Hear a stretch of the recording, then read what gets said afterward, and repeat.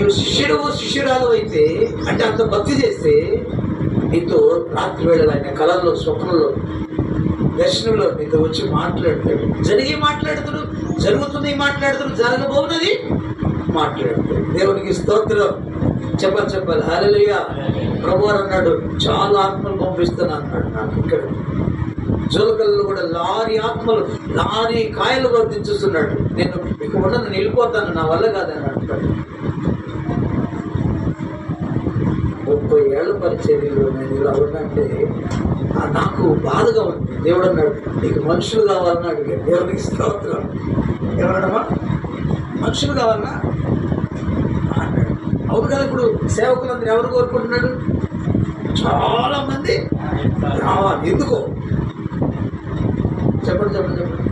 సేవకుల దగ్గరికి చాలా మంది రావాలని ఆశపడుతుంటారు. ఎందుకు? ఆత్మల భారం. అవునా? ఆత్మల భారం వెనక మినిస్ట్రీ భారం అంటే మినిస్ట్రీ భారం. స్తోత్రం. మీరు వచ్చే కొద్దిగా మాకు ఆశ పెరుగుతాం. ఏం పెరుగుతామా? ఏం ఆశ? అలా ఎంతో కొంత తెస్తారని ఆశ. దేవునికి స్తోత్రం. దానికోసమని కూడగట్టుకుంటున్నారు ప్రజలు. ఆత్మల భారము పోయింది. ప్రజలు వచ్చే కొద్దిగా ఒక్కొక్కరి యొక్క క్షేమాన్ని కోరుకోవలసిన సేవకులు మేము, వారి బాగును కోరుకోవలసిన సేవకులు మేము. ధనాన్ని కోరుకుంటున్నాం, మీ ద్వారా వచ్చే ధనాన్ని. చాలా మంది వస్తే బాగుండు, వాళ్ళు వచ్చి కానుకలు వేసిపోతారు, సేవ జరుగుద్ది అనుకుంటున్నాం. యేసు ప్రభు వారు అంటున్నాడు కదా, నా దగ్గర డబ్బులు లేవయ్యా పన్ను కట్టడానికి. పేతురు అయితే నువ్వు వెళ్ళి సముద్రానికి వెళ్ళి గాలమి చేప వస్తుంది, చేప నోట్లు షెకేలు ఉంటుంది, తీసుకెళ్ళి కట్టమని. యేసయ్య దగ్గర ధనం ఉందా? యేసయ్య చేసిన అద్భుతాలు, ఆశ్చర్యకార్యములు, ఆయన డబ్బు సంపాదించుకోవాలంటే ఇప్పుడు సేవకుల కంటే గొప్ప సేవ, గొప్ప మందిరాలు కట్టేవాడు ఆయన. ధనాన్ని ఆయన ఆశించలా. మీ బాగునే, మన బాగునే కోరుకున్నాడు, మన క్షేమాన్ని కోరుకున్నవాడు మన ప్రభువు. మనకి ఆ కోడ ఉండాలి. వారి బాగుండాలి, వారు మంచిగా ఉండాలి, ఆరోగ్యవంతులుగా ఉండాలి, రక్షించబడాలి, నరకం తప్పించుకోవాలి, వాడు మంచి మార్గాన్ని నడవాలనే ఉద్దేశం ఉన్నప్పుడు ఆ ఉద్దేశాన్ని దేవుడు సఫలపరుస్తాడు. దేవునికి స్తోత్రం. దేవుని స్తోత్రం చెప్పండి. హల్లెలూయా. కాబట్టి ప్రియమైన వాళ్ళగా, క్రీస్తునందులారా, శిష్యులతో దేవుడు ముందుగానే చెప్పాడు. ఆ రీతిగానే ఆయనను పట్టుకెళ్ళారు, సిలువ వేశారు. ఆయనను సిలువలో ఆయన ఏం చేశాడంట? తన ప్రాణాన్ని మన కోసం దారిపోసాడు. ఎందుకంటే క్రయధనముగా ప్రాణాన్ని దారిపోసాడంట ప్రభు. క్రయం చెల్లించాడంట. ఏం చెల్లించాడమ్మా? క్రయం అంటే దాన్ని ఏమంటారు?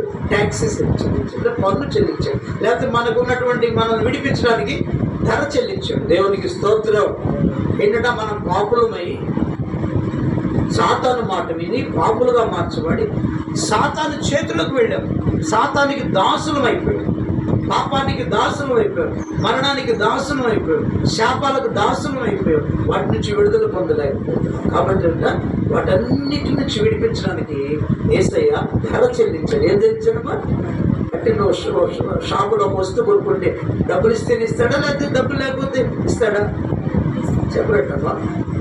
1 కేజీ షుగర్ తీసుకోవడానికి పోయావు, షుగర్ వాడు కేజీ ఇచ్చాడు, డబ్బులు ఇస్తే ఇస్తాడా, డబ్బులు ఇవ్వకొని ఇస్తాడా? వాటి ఇస్తే బాగుండు. స్తోత్రం. ఊరకని ఇస్తే బాగుండు, మనం పోయి తెచ్చుకునేవాడిని. డబ్బులు చెల్లిస్తేనే, కేజీ ధర చెల్లిస్తేనే అతను ఇస్తాడు. అలానే సాతాను చేతుల్లో ఉన్న మనల్ని, మరణం చేతుల్లో ఉన్న మనల్ని, నరకానికి తీసుకెళ్తున్న మనల్ని విడిపించడానికి తన ప్రాణాన్ని ధర చెల్లించాడు. వేళ చెల్లించాడు. ప్రాణం ఇస్తే కానీ వాడు, రక్తం ఇచ్చే కానీ మన చేతిలోంచి మనల్ని సాతాను విడిపించలేకపోయాడు. అలాగా ప్రాణం ఇచ్చి, రక్తం ఇచ్చి మనం కొన్నాడంటే ఏం చేశాడు?